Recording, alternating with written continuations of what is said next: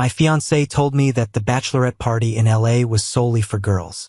Her friend's Snapchat showed her on the lap of another guy. I didn't say anything. I changed the locks, canceled her travel, and called off the wedding. She was broke, stuck, and sleeping at the airport 3 days later. Before we start today's video, I need your help, everyone.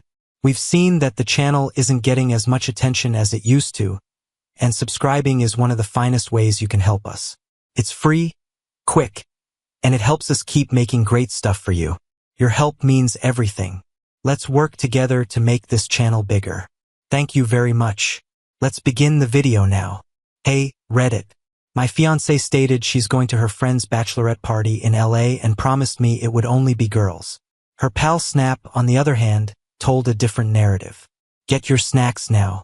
This one is brutal. I am a 32-year-old man who has been working for Delta for 11 years. I started out as a luggage handler in college, then transferred to ground operations. Now I plan routes and assign crews for flights to the West Coast. This isn't the job I wanted, but it pays well enough. The pay is $92,000 plus bonuses, and the travel benefits are the best. You name it: free flights, companion passes, hotel discounts, priority boarding, upgrades when they are available, and more.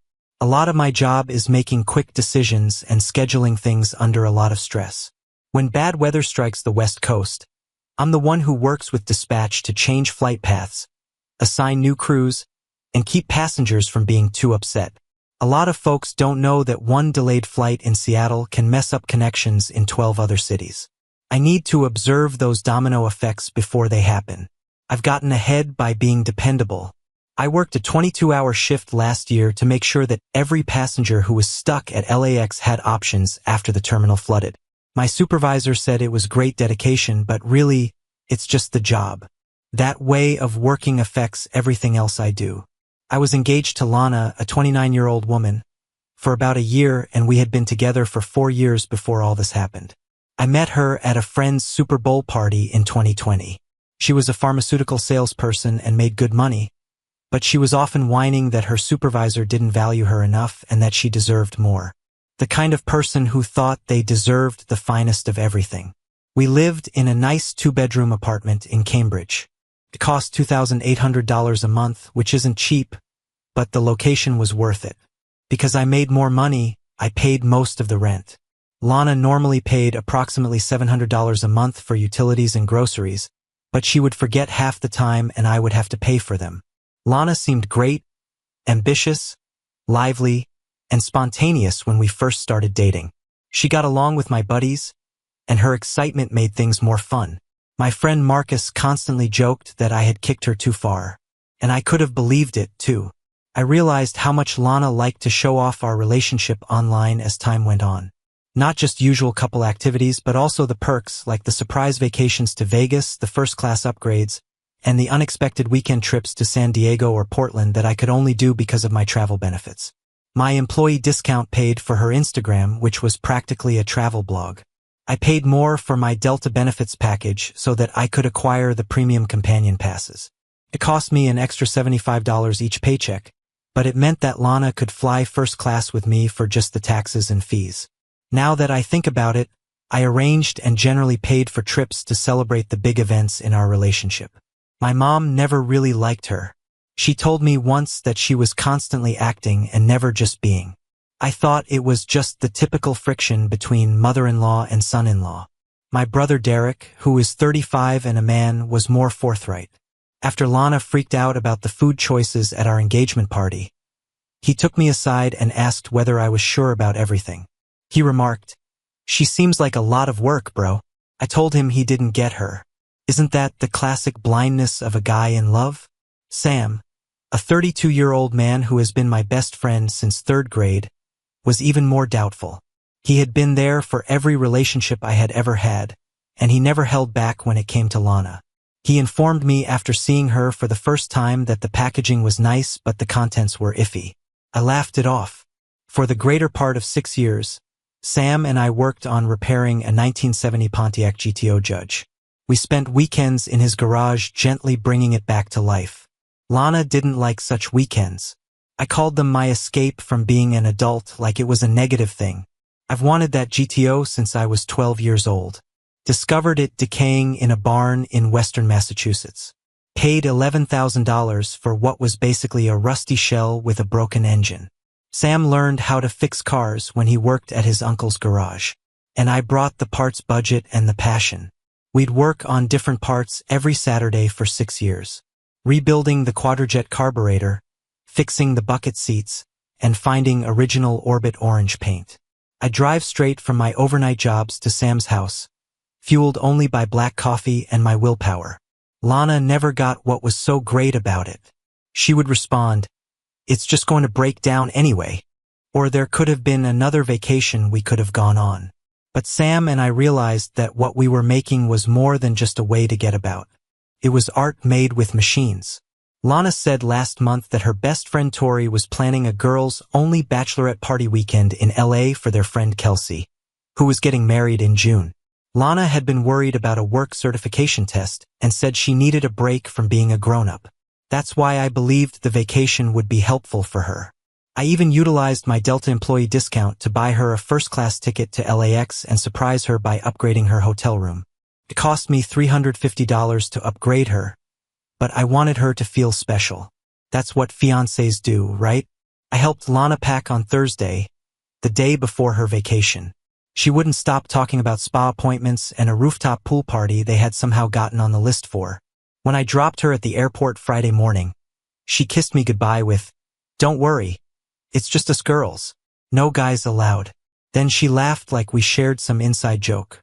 Friday night I was working late, managing a weather delay situation in Seattle that was causing a chain reaction across our network.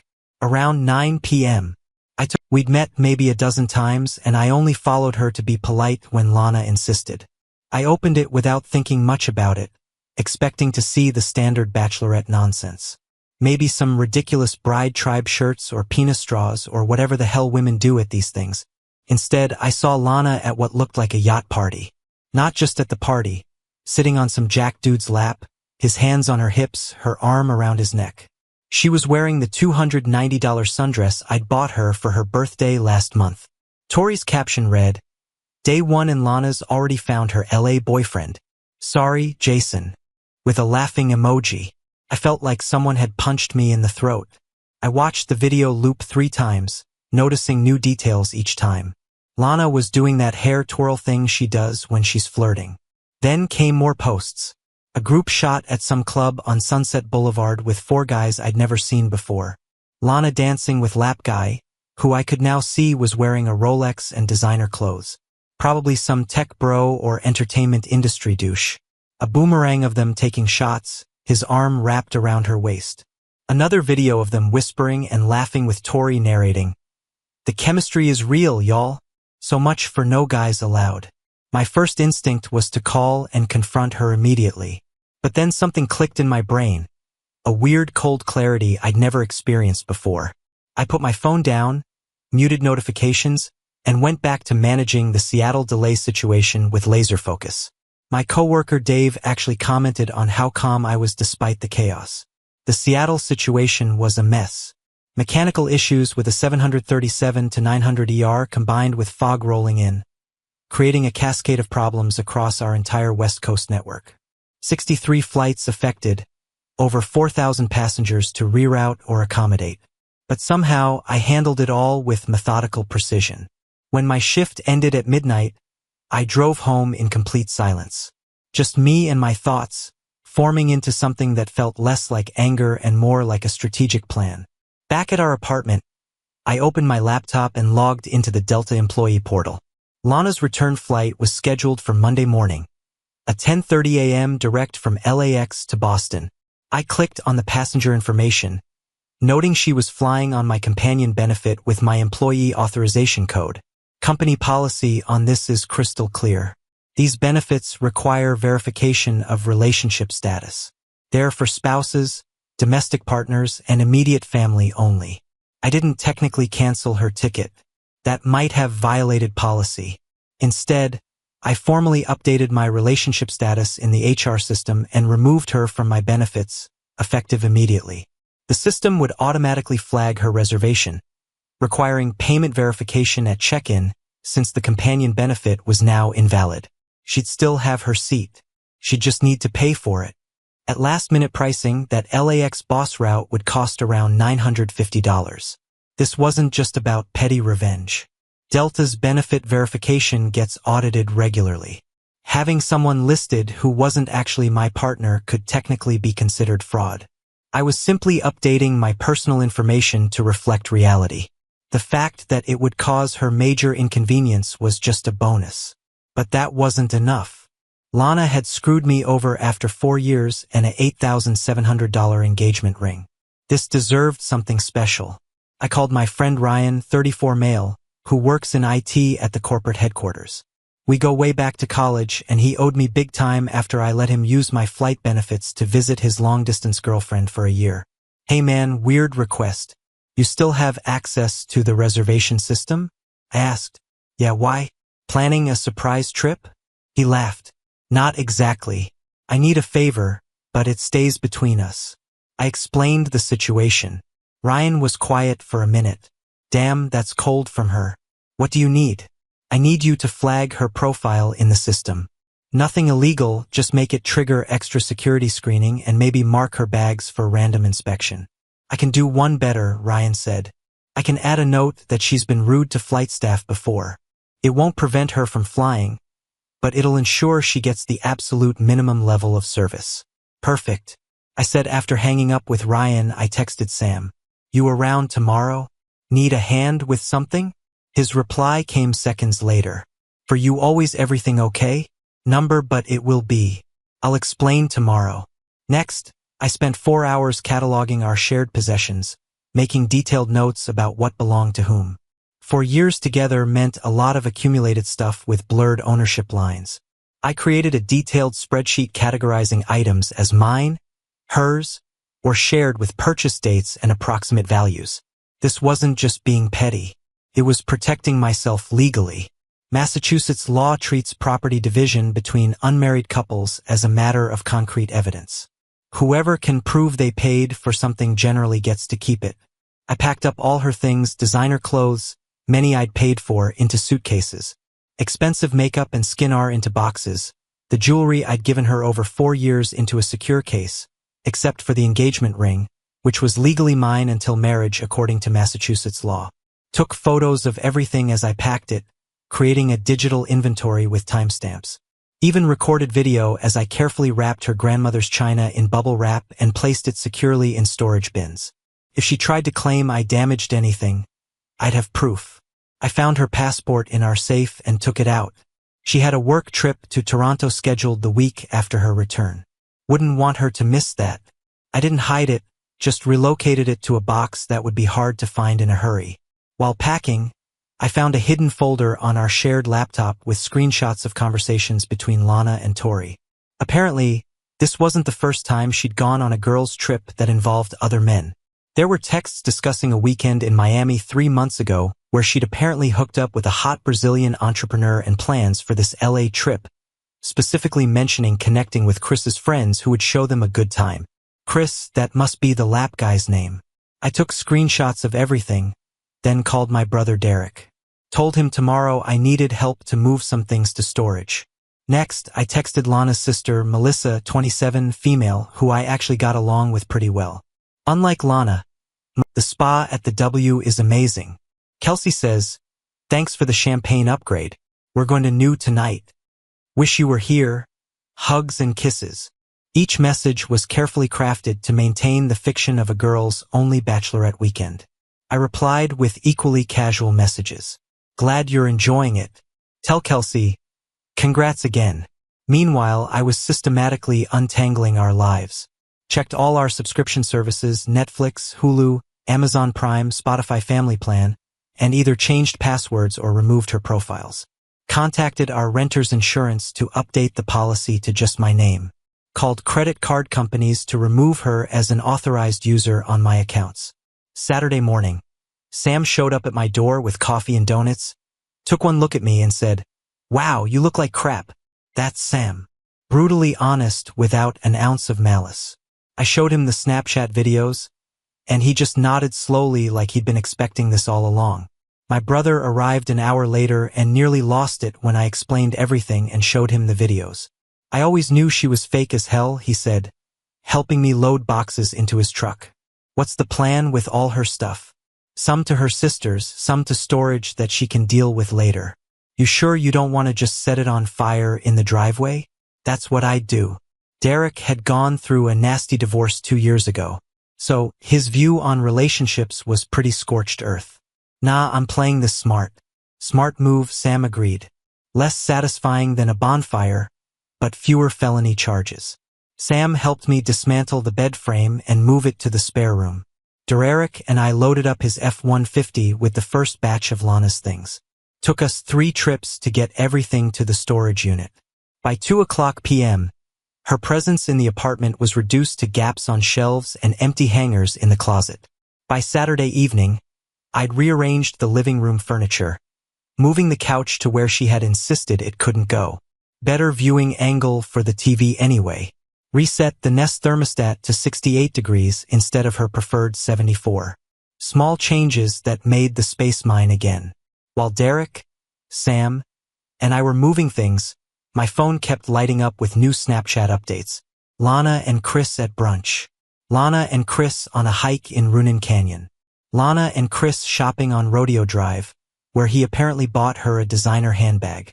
Tori's captions got progressively more explicit about what she thought was happening between them. Guessing she's not thinking about that certification exam anymore, Sam muttered after seeing the latest update. That afternoon, I drove to Melissa's apartment in Somerville with 2 suitcases of Lana's most essential items. When she opened the door, her eyes went wide at the luggage. What's going on? I showed her my phone with the Snapchat stories. She looked sad as she swiped through them. Jesus Christ, she said. What a stupid, selfish beach. That's when I knew I had an ally. There's more, I said, showing her the screenshots I'd found. Melissa looked like she might throw up. The Miami trip? She said that was a work meeting. I told her that she was working on something, but it wasn't drugs. Melissa really did laugh, but then she stopped. Sorry, that's not a joke. I just can't trust her. I'm really sorry, Jason. I told you it wasn't your fault. But I need your help. Can you keep these things for her?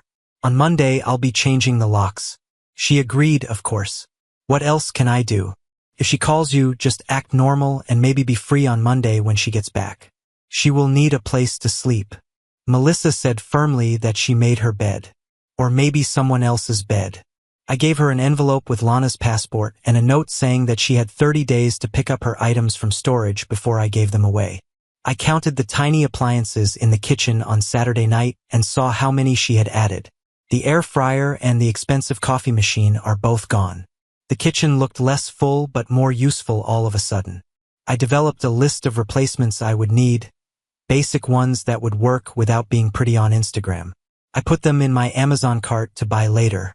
I ordered a pizza, watched a basketball game I didn't care about, and then went to bed early in the guest room. I couldn't bring myself to sleep in our bed yet. It didn't matter anyway. Not much sleep. I got an SMS from an unknown number on Sunday morning. This is Kelsey, the bride from the Bachelorette party. We need to have a chat. I was shocked. I had met Kelsey a couple times, but I didn't have her phone number. I called instead of texting. Thanks for calling, Jason. She sounded angry. I'm sorry to have to tell you this, but there isn't a Bachelorette party. Not for me, at least. What? I live in Boston. I've been here all weekend long. Next month, I'm going to Nashville for my Bachelorette party. I now learned that they had been using my name as a cover. My head was spinning. How did you learn? Rachel, Tori's roommate, is a real friend of mine. She noticed Tori packing and asked her about the weekend of the Bachelorette. Rachel was confused when Tori talked about me because she knew I was home. She rang me. I said I didn't know anything about LA, and she showed me some of the Snapchat posts. I'm angry that they used me as an excuse. So, not only was Lana cheating, but they made up a whole Bachelorette party to cover it up. That was a whole new level of lying. Kelsey went on, I thought you should know. And for what it's worth, I always felt you could do better than Lana. How she talks about you when you're not there.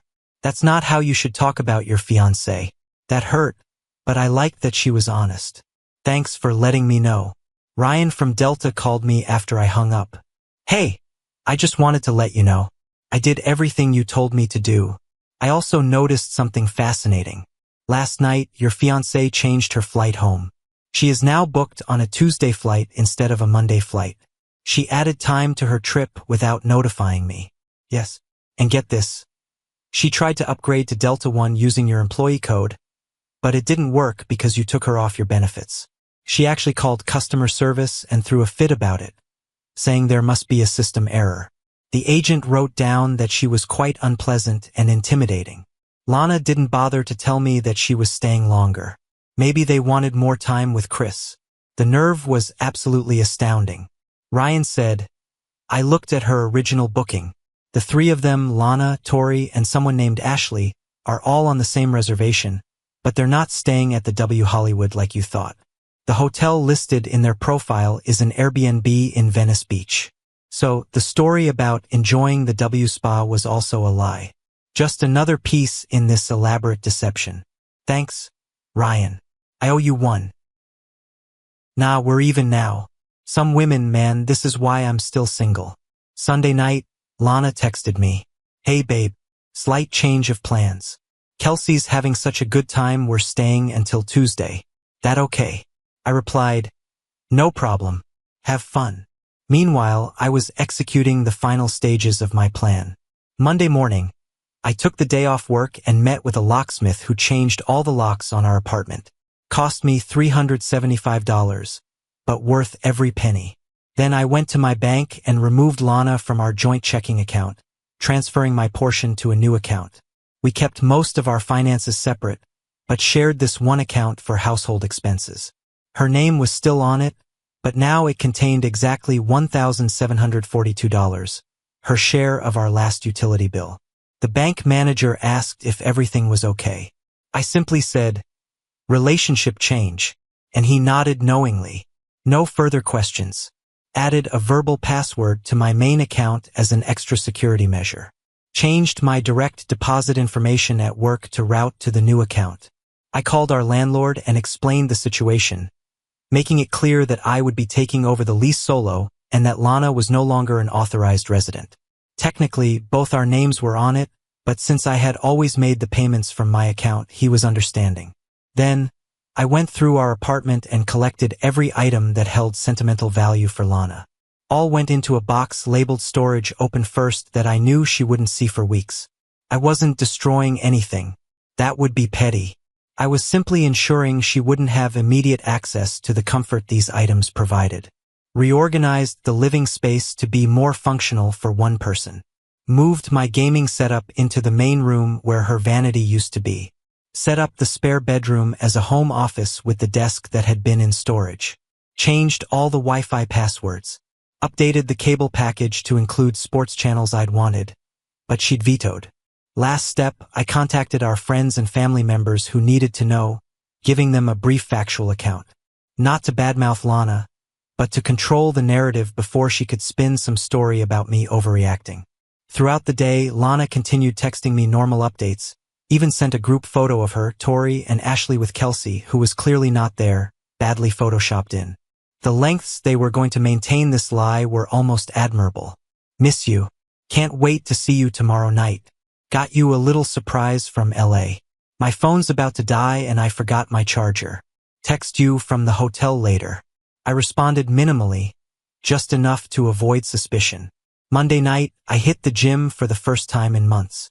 Lana had always complained that my evening workouts cut into our time. Did a solid hour of weights followed by 30 minutes on the treadmill.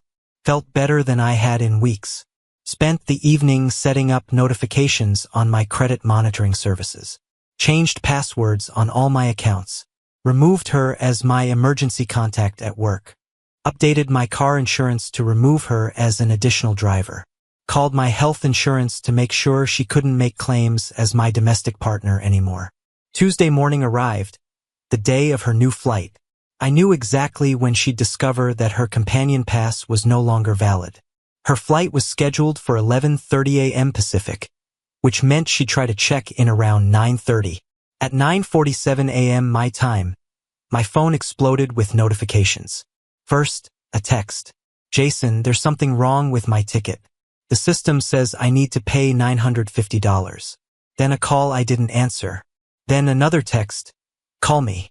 The Delta people say your employee benefit isn't working. I pictured her at the check-in counter, her face red with anger and panic as the agent told her she would need to buy a new ticket at the current rate. She was confused at first, but then she realized what had happened. By 10:15 a.m., the tone had changed. Please, Jason, I know you're at work, but I need you to fix this. I'm going to miss my plane. I don't have enough money on my cards to pay for this trip. Please call the airline. I don't get what's going on. Please help me. At 11:45 a.m. after her flight left without her. I didn't make it to the airplane. I'm stuck at LAX. Please respond. The next thing was a call to her sister. I know this happened because Melissa sent me an SMS. Lana just called in a state of utter terror. She says she's stuck in LA and needs money for a flight. I pretended to be dumb. She has no idea what's about to happen. At 2:00 p.m., Lana's texts were urgent. Please, Jason, just tell me if you're angry about something. Please don't leave me alone in another state. I had to book a hotel near the airport for tonight. Cost me all of my available credit. Please call me back. Her companion Tori must have left around 6 p.m. because Lana was now all by herself. Her text grew really worried. I know you know something. I can explain what you think happened. Please just give me a call. I messed up. We need to have a conversation. Don't waste 4 years like this, please. I didn't say anything on the radio.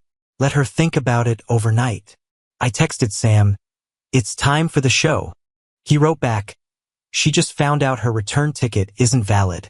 And the Oscar for greatest performance in a fully avoidable disaster goes to Went to Work as Usual.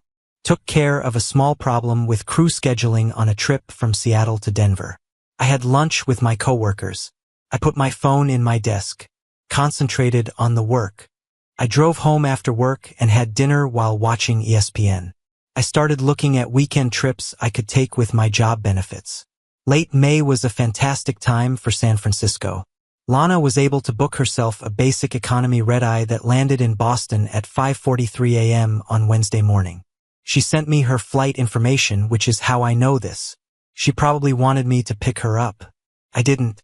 Instead, I went to the gym at 5 a.m., worked out for a whole hour, and then went to work early. I told my boss that I would need some time off in the next few weeks to deal with personal issues. He understood. At 6:30 a.m., the security camera I put up on our apartment door showed Lana trying her key and appearing bewildered when it didn't work. She rang the doorbell over and over, then hit the door with her fists. She gave up after about 10 minutes and contacted someone, possibly an Uber. Melissa texted me at 7:15 a.m. She just came over to my apartment and looked terrible. I gave her your note and the passport. Things are about to get bad. Lana's calls and texts started coming in like crazy on my phone. Are you kidding me? You looked through my computer. You shouldn't have looked at my private messages. If you think those Snapchats meant anything, you're crazy. We were just having a good time. You can't just kick me out of my house. I also have a lease. Where the hell is all my stuff? I finally sent one text back.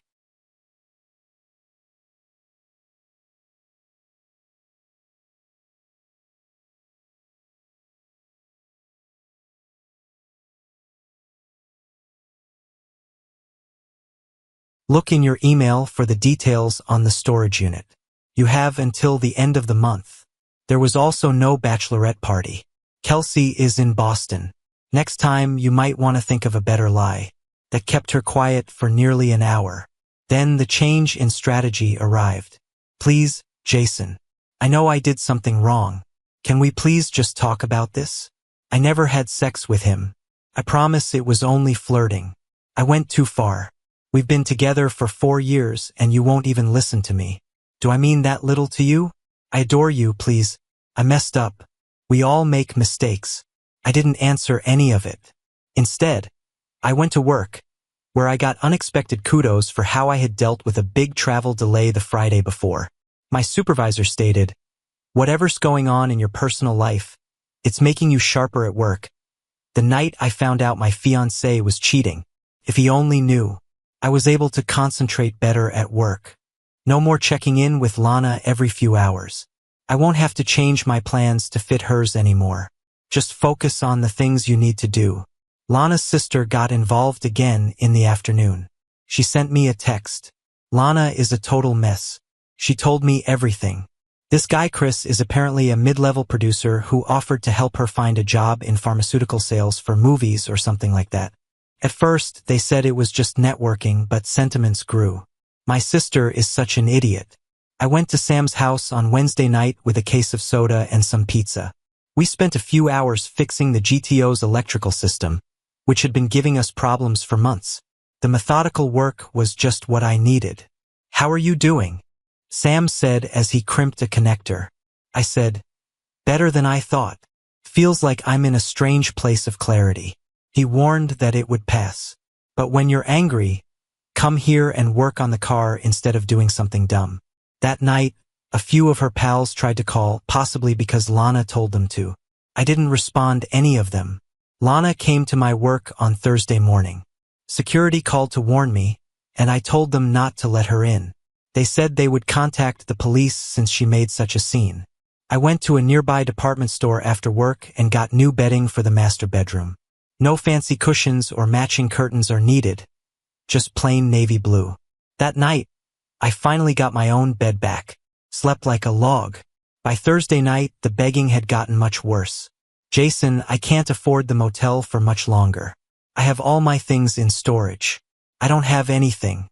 I didn't even sleep with him. We only kissed a bit. That's all." This was different from what she told her sister. But who cares? She couldn't keep track of all the lies that were piling up. On Thursday night, I fully reorganized my money. Made a fresh budget worksheet that didn't include Lana's costs. I realized I could save an extra $430 a month without having to pay her bills for her. I began looking at investing options that I had been putting off. I even set up automatic transfers to my 401k to make the most of my contributions, even though Lana had always maintained that wasn't required because we could enjoy life now. Then all of a sudden, Lana's mom contacted me. I really did answer out of respect. "What's going on, Jason?" "Lana is completely broken." "Did she tell you what she did while she was in LA? "She told you that you're overreacting to some harmless flirting at a bachelorette party." I laughed. "There wasn't a bachelorette party, Catherine. Your daughter flew to LA to meet up with a guy she had been intending to meet for 2 months. I have the pictures. Nothing except silence on the other end." "Then I don't trust you." "That's okay. In 5 minutes, check your email." I spent Friday night upgrading my LinkedIn page and CV, which I hadn't done in years. Found 3 job openings at different airlines with stronger management structures that looked potential. I sent in applications to all 3. I didn't want to leave Delta right away, but having options is never a bad thing. It seemed that Lana had ran out of money and options by Friday night.